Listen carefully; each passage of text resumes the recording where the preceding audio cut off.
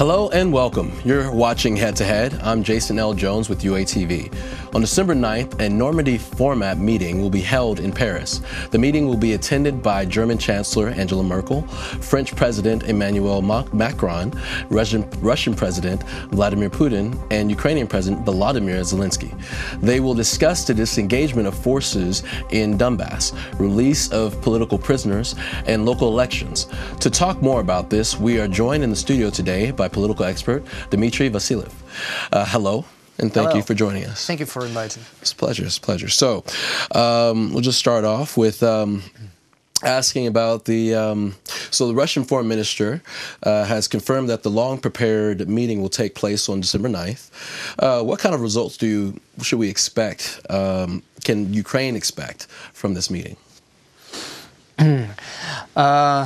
Vice Prime Minister Kuleba told today that all the documents which will be signed by the president of Ukraine won't have a legitimate consequences. So basically, it will not be a legal basis for any kind of activities and actions of Ukraine.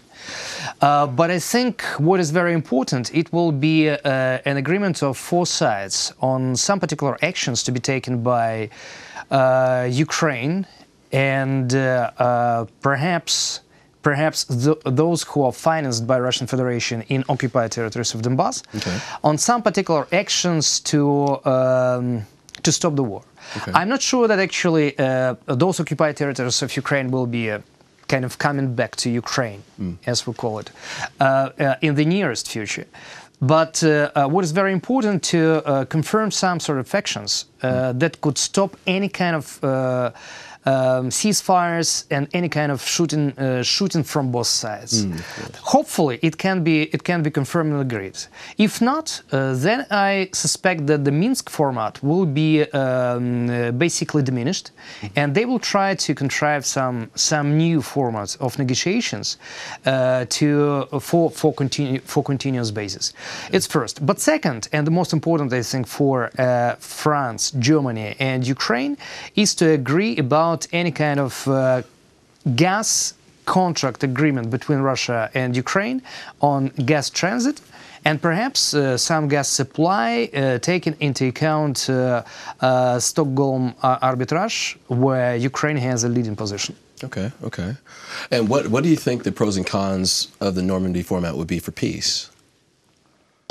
Well, I think the main thing which President Zelensky can and brings there, he definitely says that actually he fulfilled all the obligations which were taken by Ukraine according to recent agreements with OSCE, and that formula which we call formula of Steinmeier. Basically, we can say that we are not shooting from Ukrainian side. We can say that actually we pushed our Ukrainian soldiers from line of the war, as we say, to a little bit deeper to Ukrainian territory, and we are ready to fulfill all the next obligations from both sides, Ukrainian and the side of those bandits and terrorists, as we call them, who are financed by Russian Federation. And we are waiting, because they do not stop shooting, they do not stop fighting, and I think Ukraine has a better position in this negotiation right now, because Ukraine fulfilled all the obligations. Okay. And what do you think the Ukrainian agenda should be and strategy should be during the negotiations? The strategy should be to show that Ukraine is a peaceful country, that Ukraine wants a peaceful negotiation and reconciliation of the conflict.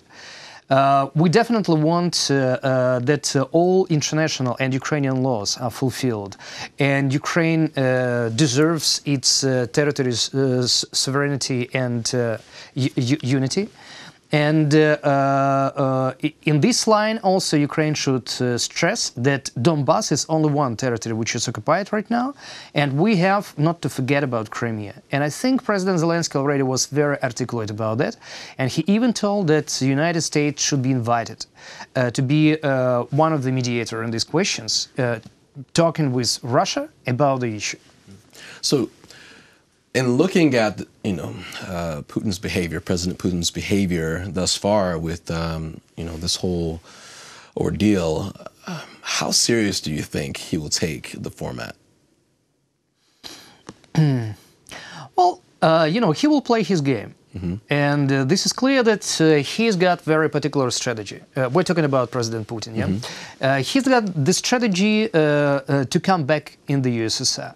So his main idea is to revive empire, Russian Empire, and he understands that it is impossible without Ukraine, because First Empire was created just because of Ukraine. As soon as they grabbed Ukraine, they've stolen the name of Rus from our territory to Moscow, and they called themselves Russia. And after that, they've been very particular to create the empire, but it was the main fuel to create empire. Ukraine was the main fuel to create empire. The second empire was created also because of Ukraine, thanks to Ukraine during the Stalin times. First Lenin, then Stalin times, Soviet Union. And Putin understands that it is impossible to recreate the empire and to make it possible without Ukraine. So his main goal is to grab Ukraine, and he will not stop in a long distance. And that, brings actually to mind with this recent situation, I think as of yesterday, with Belarus and Russia and the union that they've established. Do you think that the world would perceive this situation with Belarus and Russia as kind of like in looking at also the Ukrainian situation, would they take Putin seriously as far as you're saying that he wants to reestablish the, USSR type situation? I mean, well, I think everybody understands who Putin is. Yeah. And they've taken him seriously, actually. But they understand that his level of disinforming, his level of manipulating is incredible. And he is one of the best in this. So everybody will be clear about negotiating with him, keeping in mind that he can lie. And actually, it is something what was told by Mr. Sentsov recently in Paris when he was receiving a prize of Sakharov. So I think all the international leaders are aware of this. But to be aware is not enough. They need to take some particular actions. And I think the world is very limited right now in taking actions because of a very weak political will. Okay. And so, according to the Russian foreign minister, Putin and Zelensky will have the opportunity to have like a more formal meeting. What do you think President Zelensky's strategy should be in this dialogue with Putin? I think he must try to be psychologically prepared for this. The main trick, I think, to be very relaxed and sometimes pretend that he doesn't understand what Putin is saying. Because what Putin will be trying to do, he will try to hit Volodymyr Zelensky with different kind of manipulation and psychological pressure. And there will be a lot of difficult situations for our president. But his main tactic and strategy for this meeting should be, pretending that he doesn't understand something which Vladimir Putin is trying to do or something what he is saying, and try to promise as less as possible.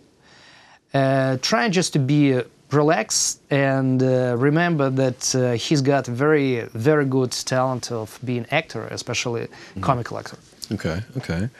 And so something that happened recently, earlier French President Emmanuel Macron declared Russia to be no longer an enemy to NATO.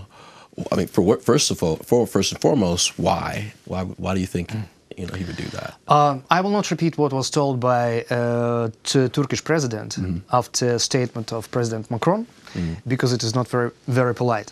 But I also want to remind the words which was told by Jens Stoltenberg today.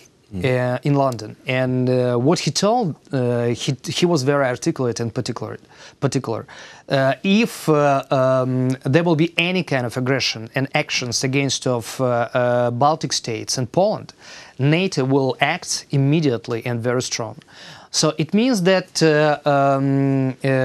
everybody understands that all this aggression against of Poland and Baltic states can be only from one side. It's from Russia. And I think it was a very particular, not hint, but very particular signal from NATO towards Russia, whom Russia is considered to be against of NATO at this particular historical moment. Okay, all right. Well, thank you so much, Dimitri, for all your time and your answers. I wish we had more time, but got to get back to it. So next time. Next time, definitely. So thank you for watching. This was political expert Dimitri Vasylev. Thank you for watching, and stay tuned to UATV.